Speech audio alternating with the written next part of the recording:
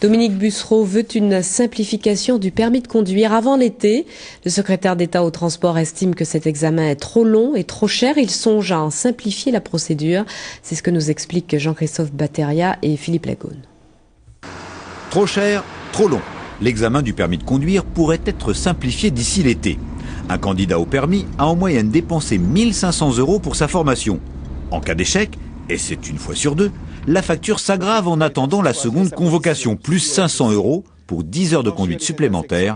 C'est la norme. On travaille avec Jean-Louis Borloo à moderniser le permis de conduire, c'est-à-dire à faire en sorte qu'il coûte moins cher, qu'on puisse le passer plus rapidement et qu'il tienne compte des nouveaux besoins de la conduite économique en termes d'énergie, etc. Pour faire moins cher, il faudrait proposer des délais d'attente plus courts. Et c'est plutôt l'allongement qui est observé. Je pense à l'été dernier où c'était un petit peu plus difficile, délicat, pour repasser notamment nos élèves qui étaient en échec, c'est-à-dire un deuxième passage par exemple. L'élève pouvait attendre 3 à 4 mois pour repasser un permis. Je sais que sur certains établissements, certaines régions, parfois 6 à 9 mois. Cet embouteillage ne peut être résorbé, d'après les syndicats d'auto-école, qu'en augmentant le nombre d'examinateurs, et ce nombre est fixé par les départements. Ces auto-écoles, si elles adhèrent au projet de réforme, ne veulent pas pour autant en faire les frais. Il n'est pas à l'ordre du jour que les écoles de conduite baissent le taux horaire. Et dans ce taux horaire, il y a quand même un contenu. Ce contenu, il fait partie d'un plan national de formation.